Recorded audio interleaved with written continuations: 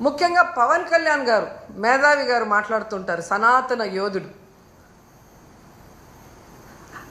జగనన్న ఈరోజు ప్రజా సమస్యల్ని మాట్లాడటం కోసమే అసెంబ్లీలో ప్రతిపక్ష హోదాను అడుగుతున్నారు. ఎందుకంటే ఒక ప్రతిపక్ష హోదా ఉన్నప్పుడు ఇంత సమయం అని ప్రతిపక్ష పార్టీకి కేటాయిస్తారు. కాబట్టి ఈ రాష్ట్రంలో ఉన్న ప్రజల కష్టాల్ని, వాళ్ళు ఏదైతే ఎదురు చూస్తున్నారో వాటిని ప్రభుత్వం దృష్టికి తీసుకురావటం కోసం ఈరోజు అన్న అడుగుతూ ఉంటే వంకర టింకర్గా మాట్లాడతాడు పవన్ కళ్యాణ్ గారు. ఎక్కడో జర్మనీ అంటాడు, రష్యా అల్లుడు కదా, పక్కన జర్మనీ గురించి ఆయనకి బాగా తెలిసి ఉంటుంది. కానీ ఆంధ్రప్రదేశ్లో ఏం జరుగుతుందో ఆయనకు తెలియకపోవడం మాకు బాధాకరం. నేను హయ్యెస్ట్ సీట్స్ గెలుచుకున్నాను కాబట్టి అసలు ప్రతిపక్ష హోదా నాకుండాలి అన్నాడు. సంతోషం, నువ్వు ప్రతిపక్ష నాయకుడిగా ఉండి చంద్రబాబు నాయుడు చేసే తప్పుల్ని నిలదీస్తాను, ప్రజల పక్షాన ఉండి పోరాటం చేస్తాను అంటే వెంటనే మీ డిప్యూటీ సీఎం పోస్టుకి రాజీనామా చేసి ప్రతిపక్ష హోదా తీసుకొని ఎదురుగా కూర్చొని ఆయన చేసే తప్పుల్ని ఎత్తి చూపించండి. ఆ పని మీరు చేయలేరు కదా. చంద్రబాబు నాయుడికి కష్టం అంటే డైవర్షన్ పాలిటిక్స్ చేస్తారు, చంద్రబాబు నాయుడు గారికి కష్టం అంటే రోడ్డు మీద పడుకుంటారు. కానీ ఈ రాష్ట్రంలో ఆడపిల్లలు రేప్ అవుతున్నా, మర్డర్ అవుతున్నా, విద్యార్థులు రోడ్ల మీదకి వచ్చి చెప్పులతో కొట్టుకుంటున్నా, వాళ్ళకి జరిగిన అన్యాయానికి మీరు హాస్పిటల్ బెడ్ మీద పడుకొని ఏమీ విన్నట్టు ఉంటారు. ఎన్నికల ముందు మీ స్పీచ్లో ఆవేశంగా మీరు చెప్తుంటే నిజమని నమ్మిన వాళ్ళు ఈరోజు వాళ్ళ చెప్పులతో వాళ్ళు కొట్టుకుంటుంటే అయినా మీకు అర్థమవుతుందంటే అది కూడా అర్థం కాకుండా మళ్ళీ జగనన్నను బ్లేమ్ చేస్తున్నారు. మీకు నిద్రపోయినా, మెలుకున్నా, అసెంబ్లీకి వచ్చినా, బయటికి వెళ్ళినా ఎప్పుడు జగన్ జగన్ జగన్ జగన్ని ఎలా తిట్టాలి, జగన్ మీద ఎలా దుమ్మెత్తిపోయాలన్న ఆలోచన తప్ప మరొకటి లేదా? 9 నెలలైంది మీరు అధికారంలోకి వచ్చి. మెజారిటీ సీట్లు మీకున్నాయని గొప్పగా చెప్పుకుంటున్నప్పుడు 11 సీట్లని ఎక్కిరించే మీరు 11 సీట్లున్న జగనన్నకి ప్రతిపక్ష హోదా ఇవ్వడానికి ఎందుకు భయపడుతున్నారు? ఒకవేళ మీరు గవర్నర్ స్పీచ్లో చెప్పినట్టు గత ప్రభుత్వంలో జగన్ గారే తప్పులు చేయడం వల్ల నష్టపోయి ఉంటే ఆయన ప్రతిపక్ష హోదా ఇస్తే అసెంబ్లీకి వస్తారు కదా, అప్పుడు నిలదీయండి, ప్రూఫ్లు చూపించండి. అంటే మీ పచ్చ మీడియాలో మీరు మాట్లాడే మాటలంతా కూడా అబద్ధాలు, కేవలం జగన్ని బ్యాడ్గా చూపించడానికి మీరు ప్రయత్నం చేశారు. అదే అసెంబ్లీలో అయితే ప్రూఫ్లతో కూడా చూపించాలి, అక్కడ జగన్ ఎంత మంచివాడు, ఈ రాష్ట్రాన్ని ఎంత అభివృద్ధి చేశాడు, ఈ రాష్ట్ర ప్రజలకు ఎంత వెల్ఫేర్ చేశాడు, ఎంత డెవలప్మెంట్ చేశాడో చెప్పాల్సి వస్తుంది. కాబట్టే ఈరోజు మీరు ఆయనకి ప్రతిపక్ష హోదా ఇవ్వటానికి నిరాకరిస్తూ మేకపోతు గాంభీర్యాన్ని ప్రదర్శిస్తున్నారు అనటంలో ఎటువంటి సందేహం లేదని కూడా ఈ సందర్భంగా తెలియజేసుకుంటున్నా.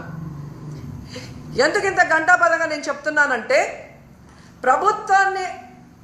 ప్రభుత్వం చేసే అవినీతిని ఎత్తి చూపించే పిఏసి, పబ్లిక్ అకౌంట్స్ కమిటీ, ఈ దేశంలో ఏ రాష్ట్రంలో అయినా ప్రతిపక్ష ఎమ్మెల్యేకే ఆ పోస్ట్ ఇస్తారు, పిఏసిని. అలాంటి పోస్ట్ కూడా ప్రతిపక్ష ఎమ్మెల్యేకి ఇవ్వకుండా దొంగదారిన మీ ఎమ్మెల్యేకి మీరు ఇచ్చుకున్నారు అంటే మీ అవినీతి ఎంత పెద్ద ఎత్తున జరగబోతోంది, జరిగింది. అది బయట రాకుండా ఉండటం కోసం దొంగదారిలో మీ ఎమ్మెల్యేని, పిఏసి చైర్మన్ని మీరు ఎలా చేసుకున్నారో అందరూ కూడా గమనిస్తున్నారన్న విషయాన్ని తెలుసుకోండి. ఎందుకంటే దేశంలో ఏ రాష్ట్రంలో లేనటువంటి విధంగా ఈరోజు ఈ పిఏసి చైర్మన్ని మీరు తీసుకోవటం అనేది చూస్తుంటే, గతంలో ఎక్కడో విన్నాను తాలిబన్ల పాలనలో మాత్రమే ఇలా జరిగిందని, తర్వాత నారా చంద్రబాబు నాయుడు గారి పరిపాలనలోనే ఇలా జరిగింది అనేది చరిత్రలో చరిత్రహీనుడిగా మీరు నిలిచిపోతున్నారని కూడా ఈ సందర్భంగా తెలియజేసుకుంటున్నా. అండ్ ముఖ్యంగా మీరు చూస్తే ఎంత విచిత్రం అంటే అసెంబ్లీకి TV9 రాకూడదంట, NTV రాకూడదంట, 10TV రాకూడదంట, సాక్షి రాకూడదంట. వీళ్ళకి భజన చేసే భజన పచ్చ ఛానల్లో మాత్రమే అసెంబ్లీకి రావాలి అనుకుంటున్నారు అంటే వీళ్ళ మీడియాలో వీళ్ళు వండి వార్చిన అబద్ధాలనే అందరూ చెప్పాలి, లేదంటే రానివ్వము అని వీళ్ళ రెడ్ బుక్ రాజ్యాంగం ఈరోజు మనకి స్పష్టంగా కనిపిస్తుంది.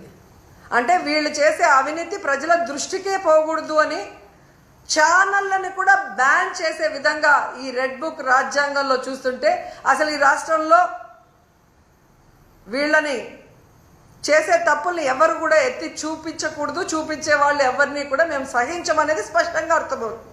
ప్రతిపక్ష హోదా జగనన్నకి ఇవ్వరు, పిఎస్సి చైర్మన్ ప్రతిపక్ష ఎమ్మెల్యేకి ఇవ్వరు, వీళ్ళు చేసే తప్పుల్ని ఎత్తి చూపించే ఛానళ్ళని అసెంబ్లీలోకి రానివ్వరు, గవర్నర్ గారితో కూడా అబద్ధాలు చెప్పిస్తారు. అంటే వీళ్ళ చైర్మన్, వీళ్ళ డిప్యూటీ చైర్మన్, వీళ్ళే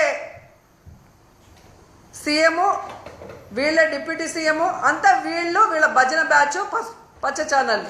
అంటే ఏ విధంగా ఈ రాష్ట్రంలో ప్రజల్ని ఎన్నికల ముందు మభ్యపెట్టారో అది కంటిన్యూ చేస్తూ ఆ ప్రజల్ని అలా మోసం చేసుకుంటూనే ముందుకు వెళ్ళడానికి వీళ్ళ ప్రణాళికలు ఇక్కడ స్పష్టంగా అర్థమవుతున్నాయి. నిన్న ఎంత బాధేసిందంటే పాపం పిల్లలు వీళ్ళు ఉద్యోగాలు ఇస్తారని ఇవ్వకుండా వాళ్ళని మోసం చేస్తే రోడ్డు మీద కూర్చొని 2 చెప్పులు చేతిలో పట్టుకొని వీళ్ళని నమ్మి వీళ్ళకి ఓట్లేసి గెలిపించినందుకు మా చెప్పుతో మేమే కొట్టుకుంటున్నామని వాళ్ళు చంపలు వాయించుకుంటున్నారు. కనీసం వాళ్ళ గోడు చూడటానికి కూడా లోకేష్ గారు ఇక్కడ లేరు. దుబాయ్లో పాకిస్తాన్ ఇండియా క్రికెట్ కూలింగ్ గ్లాసులు వేసుకొని కలర్ఫుల్గా చూస్తున్నాడు. అంటే వీళ్ళకి ప్రజలంటే గౌరవం లేదు, ప్రజలంటే అభిమానం లేదు.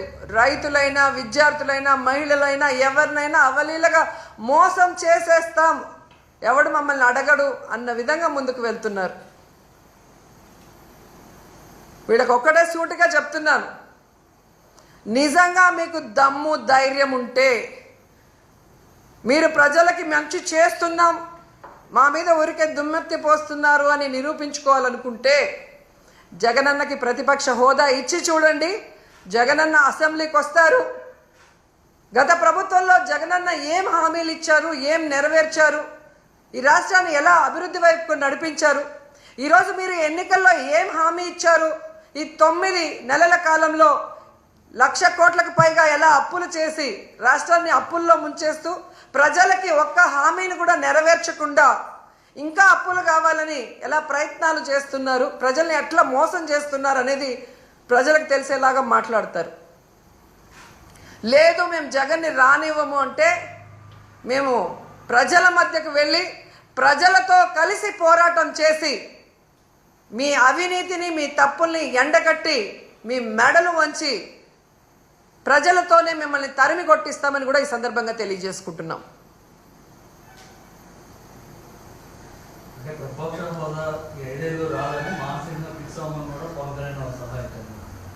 అదే అంటున్నాను సార్. ఇప్పుడు జగన్ గారికి 11 సీట్లే ఉన్నాయి అని హేళన చేసే వాళ్ళకి జగన్ అసెంబ్లీకి వస్తే ప్రతిపక్ష హోదాలో కూర్చుంటే మీకు పోయేదేముంది? ఆయనకన్నా మీరు బాగా పరిపాలించినప్పుడు, ఆయన పరిపాలన చేయలేదని మీరు చెప్తున్నది నిజమైనప్పుడు, ఎక్కడైనా ప్రతిపక్షం లేని అసెంబ్లీ ఉందా ఈ దేశంలో? ఒక్క ఆంధ్రప్రదేశ్లోనే. గతంలో జగనన్న అనుకునింటే చంద్రబాబు నాయుడు ప్రతిపక్ష హోదా లేకుండా చేసుండొచ్చు. కానీ ప్రజాస్వామ్యాన్ని గౌరవించే వ్యక్తిగా జగనన్న ఆ రోజు చంద్రబాబు నాయుడిని ప్రతిపక్ష హోదాతో కంటిన్యూ చేశారు. వీళ్ళు చేసే నీతిమాలిన రాజకీయాలు ఆ రోజు చేస్తుంటే ఆయనకి ప్రతిపక్ష హోదా ఉండేది కాదు. ఎందుకంటే ఏ రాష్ట్రంలో అయినా ఒక ప్రతిపక్ష పార్టీ ఉండాలి, అధికార పార్టీ ఏదైనా తప్పులు చేస్తే అవి ఎత్తి చూపించాలి, నిలదీయాలి, వాటిని అధికార పార్టీ సరిదిద్దుకొని ప్రజలకి అండగా నిలబడాలి. దీనికే అసెంబ్లీ అనేది ఉంది.